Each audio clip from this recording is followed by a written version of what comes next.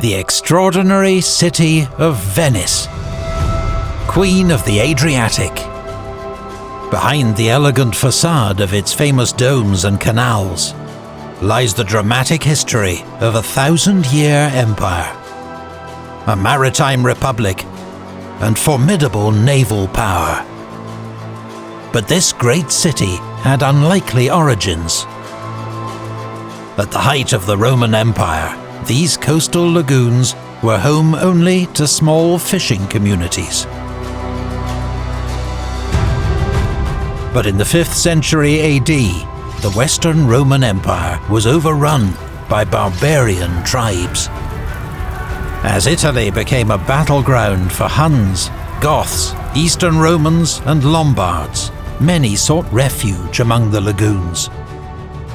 In 726, these refugees elected Orso to be their duke or doge, the first in an unbroken line of 117 doges who'd rule Venice for 1,000 years.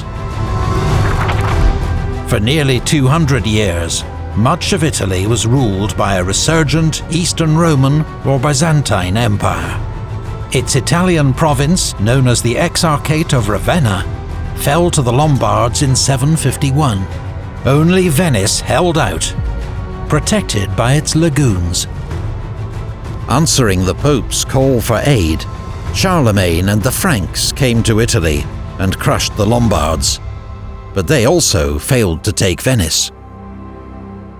Charlemagne's son, Pepin, King of Italy, was said to have died from a fever caught in the marshes that surrounded Venice as he tried to attack the city. In the following decades, Venice asserted its independence from the Byzantine Empire, and thanks to its location, flourished as a trading hub between Europe and the East. Venetian merchants sold Italian grain and wine to the great city of Constantinople, where they bought spices and silk to sell to Western Europe. Above all, Venice's early success came from the trade of salt, the vital food preservative of the medieval world, harvested from salt pans and lagoons. The Venetians went so far as to describe salt as il vero fondamento del nostro Stato, the true foundation of our state. In 828, 2 Venetian merchants visiting Alexandria smuggled the supposed body of St. Mark back to Venice to boost the standing of their home city. The saint's relics were interred in the city's great new church, the Basilica di San Marco. The first basilica was destroyed by fire in 976. Today's cathedral, consecrated in 1094, stands on the same site. St. Mark became the city's patron saint. His emblem, the winged lion, became the symbol of the Republic and decorated its standard. Venetian trade routes to the east were plagued by pirates from the Balkan and North African coasts. So Venice built a navy to drive them from the seas and garrisoned strategic harbours and islands along the Adriatic shore. By the year 1000, doges of Venice were also styling themselves Dukes of Dalmatia. The distinctive Venetian warship was the galley, powered by up to 150 oars and triangular lateen sails, rigged fore and aft. Weapons included a battering ram and around 30 crossbowmen. Galleys were also used to transport high-value cargo, such as spices, silks, or precious stones. In 1103, construction began of Venice's famous Arsenale, a giant state-owned shipyard that would become one of Europe's largest industrial centres, employing around 2,000 workmen and turning out hundreds of ships a year. The Arsenale pioneered many modern industrial techniques and underpinned Venetian naval power for centuries. Armed with a powerful navy and lucrative trading concessions from the Byzantine Emperor, Venice rose to become the greatest commercial and naval power in the Eastern Mediterranean. But Venetian power also came through shrewd negotiation and self-interest.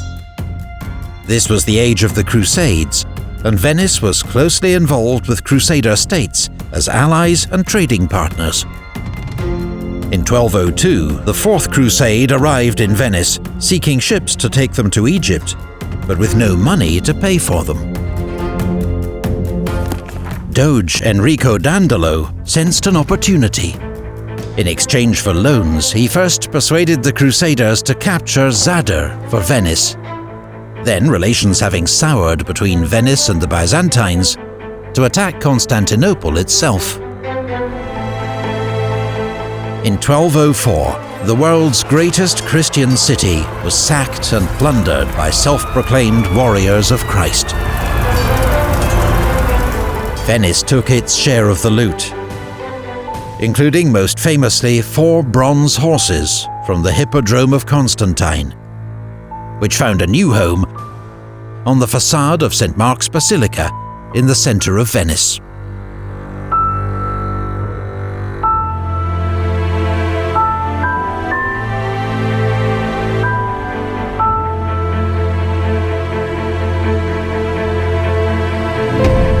Doge Enrico and the Crusaders carved up the Byzantine Empire between them. Venice got the islands of the Aegean, Crete and the strategically placed ports of Modone and Korone, known henceforth as the Eyes of the Republic. Empire brought Venice unprecedented wealth and power, but fueled a bitter rivalry with another Italian maritime republic, Genoa. For more than a century, these two Italian city-states vied for supremacy in the Eastern Mediterranean, their wars ranging from the Levant to Sicily, the Aegean, Black Sea, and Adriatic. During these wars, a Venetian captain named Marco Polo was taken prisoner and used his time in a Genoese jail to dictate an account of his travels in China. The rivalry became a regional conflict, Genoa making alliances with the Habsburg Duke of Austria, the King of Hungary, and Padua. Venice with the revived Byzantine Empire, Cyprus, and Milan. The fortunes of war ebbed and flowed until in 1379, Venice came under attack from land and sea, with a Genoese force occupying Chioggia, just 15 miles south of the city. But Venice miraculously turned the tables, using galleys armed with gunpowder artillery for the first time to trap and capture the Genoese fleet. The wars finally ended in 1381 with the Peace of Turin. Venice had to make significant concessions, and like Genoa, had been exhausted by war. But while Genoa soon fell victim to internal feuding, Venice would stage an astonishing recovery, thanks in large part to the unique system of government by which the Republic was now ruled. The most miraculous city of Venice, rich in gold but richer in fame, strong in power but stronger in virtue, built on both solid marble and the harmony of its citizens. Petrarch. While Western Europe was dominated by kings who claimed to rule by divine right, several Italian city-states harked back to classical forms of government, chiefly the idea of the Republic, res publica, the thing of the people. However, at the height of its power, Venice's Republic, La Serenissima as it was known, was firmly in the hands of its nobility. Only those whose names were listed in the Golden Book, the city's registry of nobility, could join the Great Council, which appointed all senior officials through a complex system of voting and drawing lots. They chose 40 of their members to form the Quarantia, who supervised economic affairs, and 200 to 300 to form the Senate, the main legislative body, attended in addition by the Republic's admirals, generals, and diplomats. The elected head of government remained the Doge. His powers had been steadily diminished, until by the 1400s, he was no more, Venetians joked, than a tavern sign, a decorative symbol of power, though he continued to wield huge influence. The Republic's day-to-day government was the Signoria, made up of the Doge, the 6 members of his minor council, and 3 representatives of the Quarantia. They could be joined by 3 boards of special advisors, known as the Savi, or Wise Men, to form the full college. The Council of 10, meanwhile, had a special remit to sniff out subversion. It was a system that eventually acquired so many checks and balances that change, for good or ill, seemed both unimaginable and undesirable. The Constitution of Venice, an insuperable monument of wisdom and efficiency. Gasparo Contarini.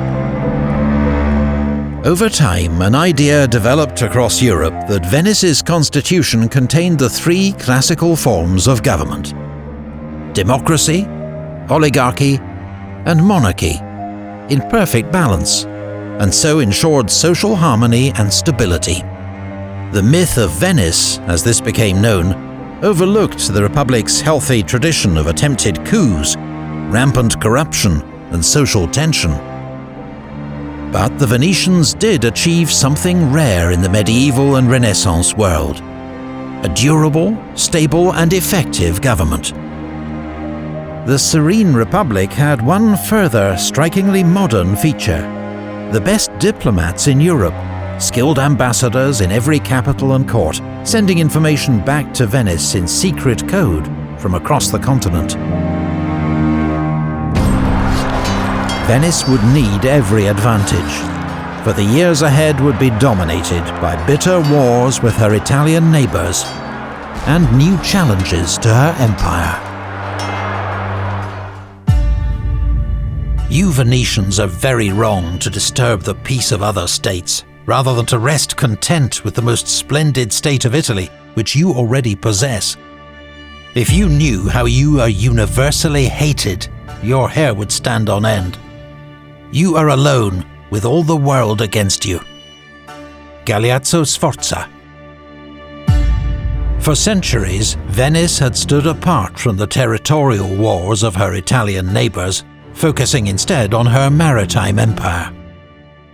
But the war with Genoa, and particularly the Genoese occupation of Chioggia, had shown the Venetians that their city was vulnerable. In 1404, she was attacked again by former allies, the Carrara family of Padua. But the Republic assembled a large army from across her empire and was victorious, annexing Padua and conquering Verona. More gains followed in Friuli. Doge Francesco Foscari, whose 34-year reign was the longest of any doge, was determined that Venice must continue to expand her territory in Italy for her own security. He used the Republic's enormous wealth to hire bands of mercenaries, led by captains known in Italy as condottieri.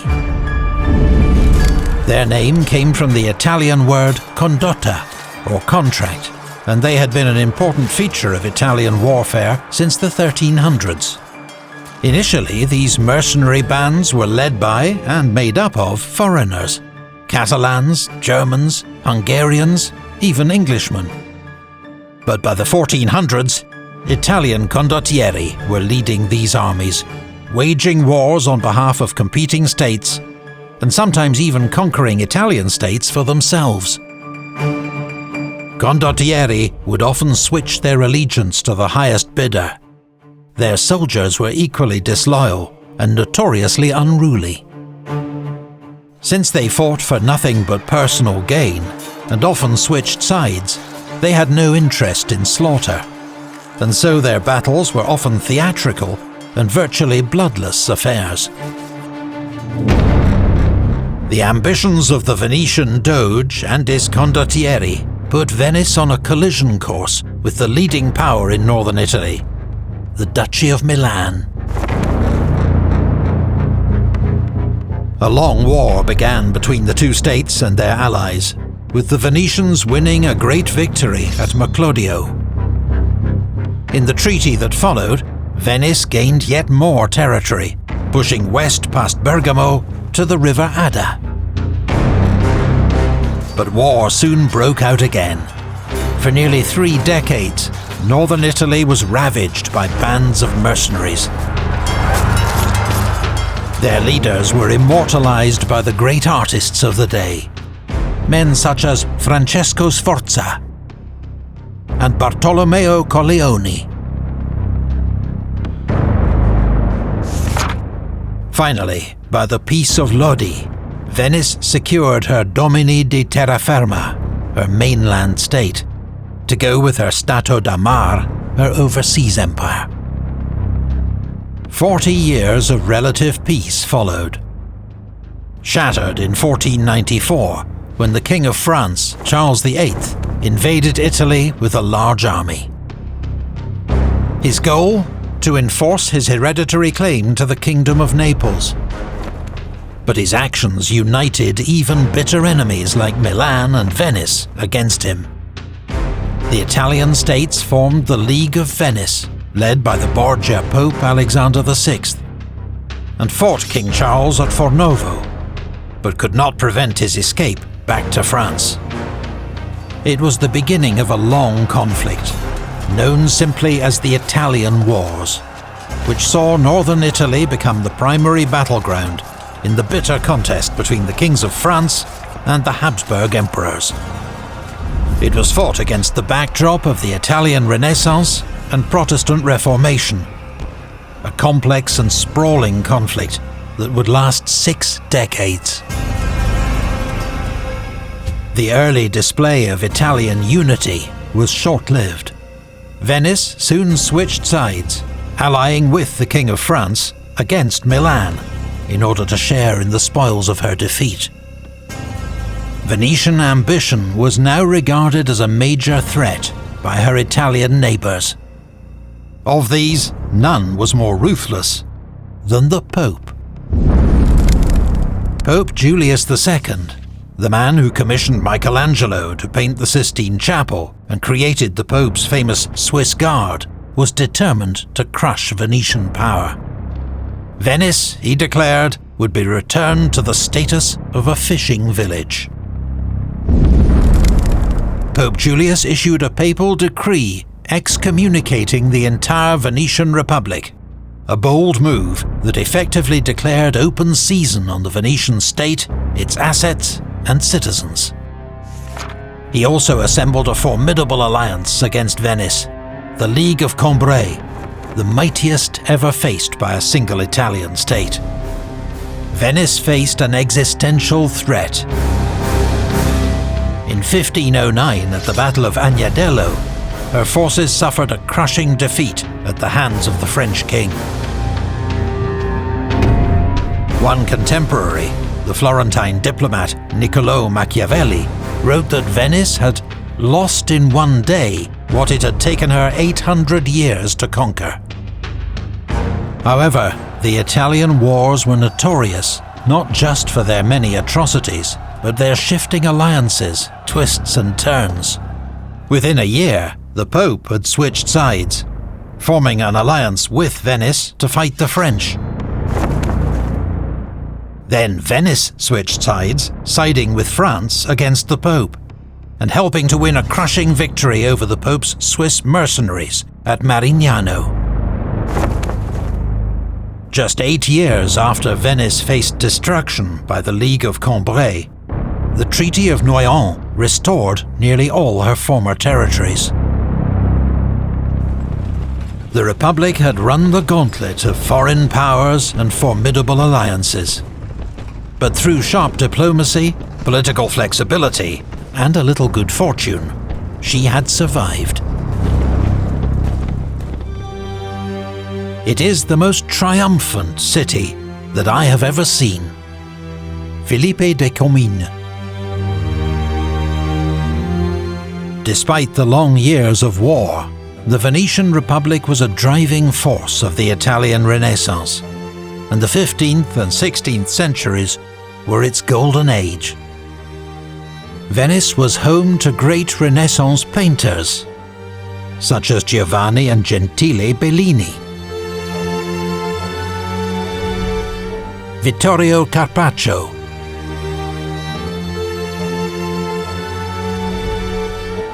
Titian,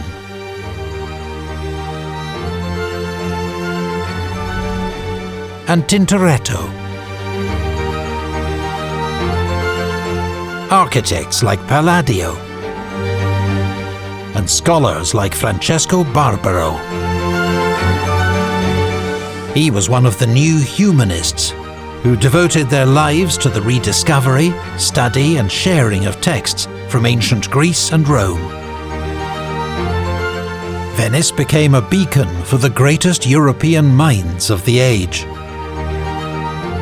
Visitors included the great Dutch philosopher Erasmus of Rotterdam, and the Italian astronomer Galileo, who demonstrated his telescope for the Doge. But Venetians had a reputation as doers rather than thinkers. Their city was renowned as a centre of craftsmanship, producing Europe's finest glassware, as well as silks, cottons and wood carvings. Nowhere were the city's mercantile and scholarly traditions more brilliantly combined than in the world of printing. Doge Cristoforo Moro issued the city's first printing license in 1469. 30 years later, Venice was producing more books than Florence, Milan, Rome and Naples combined. Venice was where Aldus Manutius invented the paperback and set out to publish every surviving great work from classical Greece.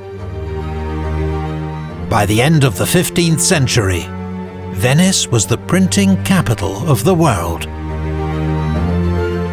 Such industry, against a backdrop of a city often described as the most beautiful in the world.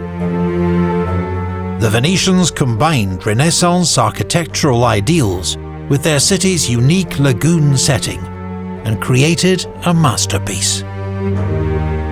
The famous Grand Canal, the Rialto Bridge, and the Bridge of Sighs, where prisoners got their last glimpse of the beauty of Venice before descending into its cells.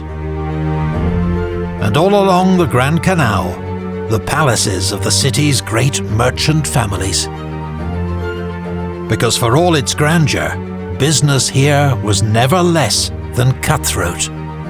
Venetian merchants were the most treacherous, lying, thieving scoundrels such as I never believed existed on earth, according to one visitor, the German printmaker Albrecht Dürer. Do not awake our terrible sword, for we shall wage most cruel war against you everywhere.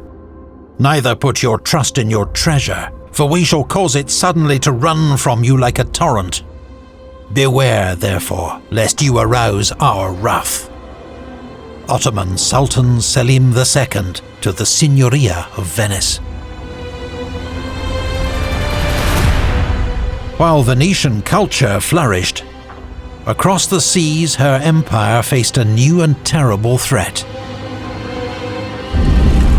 In 1453, the Byzantine Empire, which Venice had helped to weaken 2 centuries before, fell to the Ottoman Turks.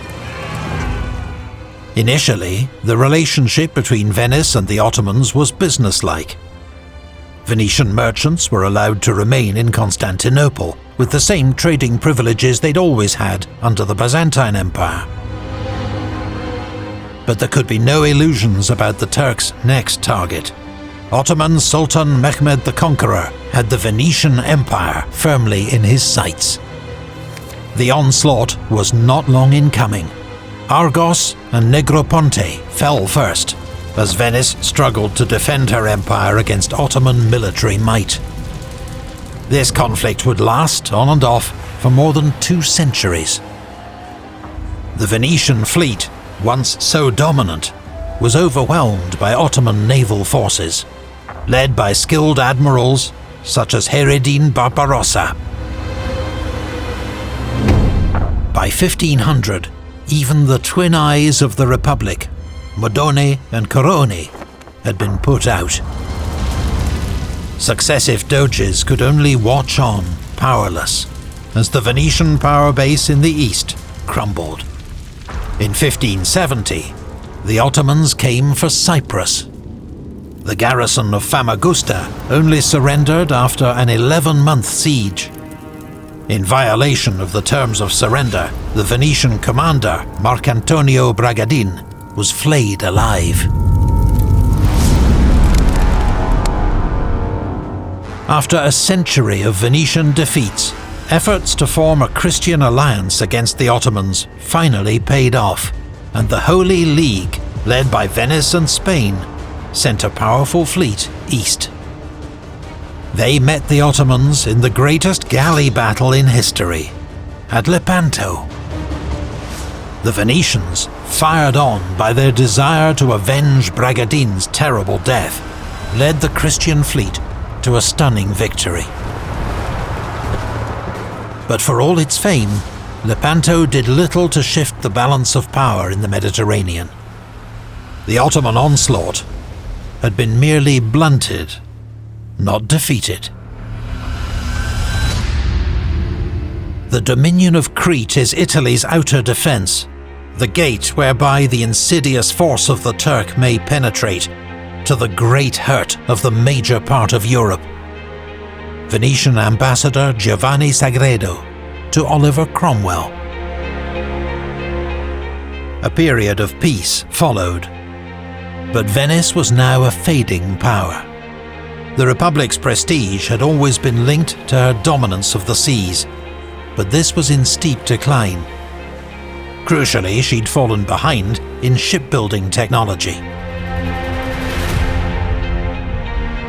While Venice clung on to her old galleys, Portuguese and Spanish captains sailed their caravels and carracks out into the Atlantic, pioneering new sea routes west to America and east to India and East Asia. For centuries, the wealth of Venice had relied on eastern trade via the Byzantine and then Ottoman empires.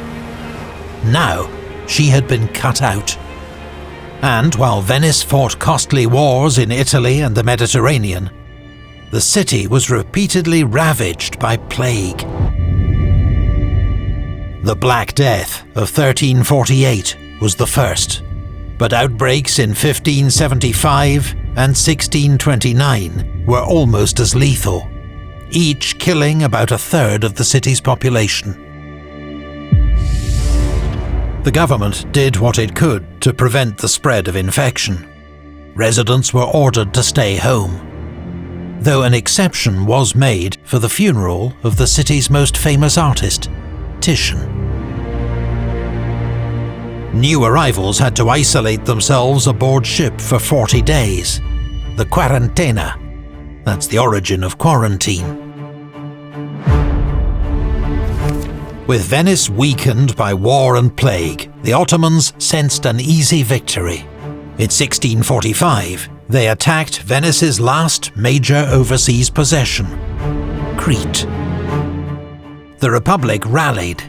Funds were raised from the nobility, and appeals went out to the crowned heads of Europe to fight once more for Christendom. But this time, Venice would stand alone. Most of Crete was quickly overrun. But under the leadership of Francesco Morosini, said to always enter battle with his cat by his side, the port of Candia mounted a heroic resistance that was to last 21 years, one of the longest sieges in history. Simultaneously, an epic struggle raged across the Aegean Sea. Venetians and Ottomans now almost equal in naval power. Ultimately, the Venetians on their own could not save Crete. In 1669, with many thousands dead and the city in ruins, Candia surrendered to the Ottomans. After 465 years of Venetian rule, Crete had finally fallen.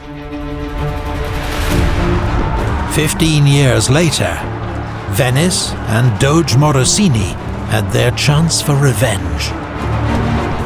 In 1683, the Ottomans were defeated at the gates of Vienna, and Venice joined the grand counter-offensive, known as the Great Turkish War. Morosini led an expedition that recaptured Lefkada and the Greek Peloponnese, then known as the Morea.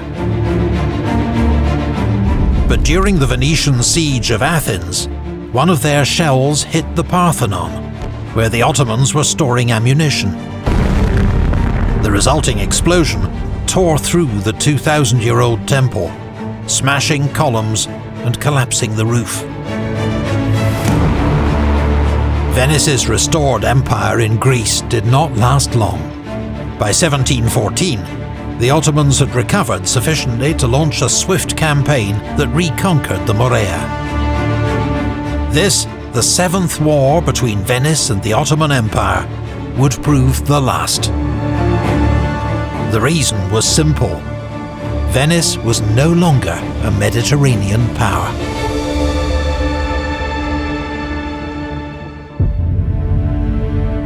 She is reduced to a passive existence. She has no more wars to sustain, peaces to conclude, or desires to express. A mere spectator of events, in her determination to take no part in events, she pretends to take no interest in them. Count Paul Daru. The 18th century saw Venice continue to shine as a cultural beacon. A city that dazzled visitors with its canals, churches, opera, and art. Bereft of empire, Venice crystallized into a state of glorious, luxurious stagnation, rigidly conservative, incapable of reform. Industry, commerce, and military power were neglected. So when the French Revolutionary Wars turned northern Italy into a battleground once more, Venice was ripe for picking. In 1796, a young French general named Napoleon Bonaparte, backed by a powerful army, demanded the Republic's surrender. There was nothing the Doge and Great Council could do but accept his terms.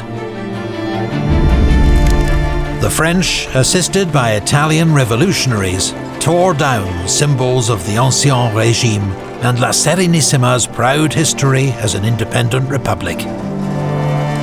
The horses of St. Mark were among hundreds of artworks crated up and sent to Paris.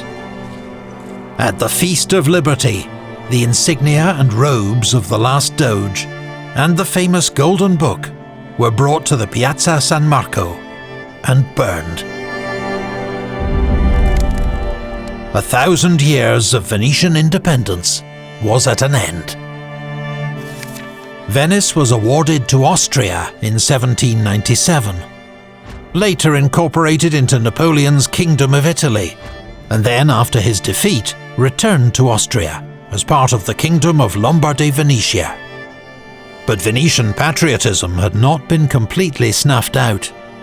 In 1848, inspired by revolutions across Europe, its citizens rose up against the Austrians, declaring the formation of the Republic of San Marco. Austria gradually regained control of its Italian territories, but Venice, aided by its old ally the sea, held out longest. The Austrians even tried floating balloons carrying bombs into the city, the world's first aerial bombardment, though results were disappointing. After a 17-month siege, Venice surrendered and returned to Austrian control. But the 1848 revolutions had stoked the flames of Italian nationalism and desire for unification. The dreams of the Risorgimento were realized in the 1860s, and Venice became part of a new national state, the Kingdom of Italy. Though its empire is long gone, the splendor of Venice endures. It has remained a magnet for artists and poets, its light and lagoon fascinating painters like Turner and Monet. its romantic waterways seducing writers from Lord Byron to Ernest Hemingway. Now, La Serenissima faces the challenges of mass tourism and rising seas. Venetians are fighting back where they can, successfully pressuring authorities to reroute the largest cruise ships and limit the size of tourist groups. But Venice now finds itself on the front line of the global climate crisis. There are fears that it could be engulfed by the sea before the end of the century. This extraordinary city, the centre of a powerful maritime empire that lasted more than 1,000 years, has more battles to come. If you can't wait for your next fix of epic history, then head over to Nebula, where you can watch our brand new Battle of the Nile video right now. We're using 3D graphics and Unreal Engine to recreate the great naval engagements of the Napoleonic Age. Cape St. Vincent and the Nile are already available, and Trafalgar is coming soon. Nebula subscribers can watch these videos before they appear on YouTube, and know their subscription helps to support our work. And we're not the only history creator on Nebula.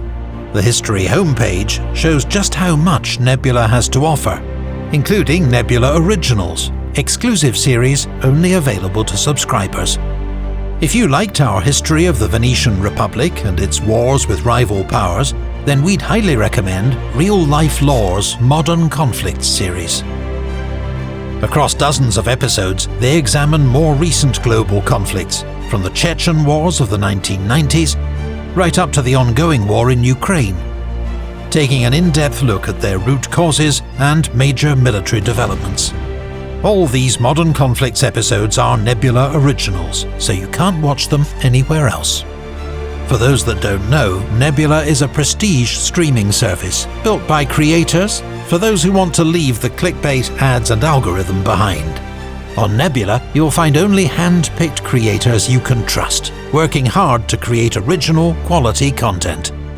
It's the fastest-growing independent video platform on the internet, and it fairly rewards creators, so your subscription actively supports channels like ours. On Nebula, you can watch our entire catalogue ad-free and see new videos like our Nelson's Battles series at least a week before they're released on YouTube. All this and a massive discount for Epic History viewers. The link in our video description gets you 40% off the annual plan. That's just $30 a year. Even better, the Nebula Lifetime plan offers lifetime access without strings for $300 and helps Nebula to fund more of its original creator-owned series. Thanks to all our existing Nebula subscribers, and for everyone else watching, we hope to see you there soon. Thanks as always to the Patreon supporters who help to make this channel possible. From builders such as Lee Vincent, Ben and Dunkelaria Daniel, to citizens such as Will Matty, Bashful Rogue and Jesse, and heroes like Pierre Arnaud. Join their ranks and support our work at patreon.com/epichistorytv.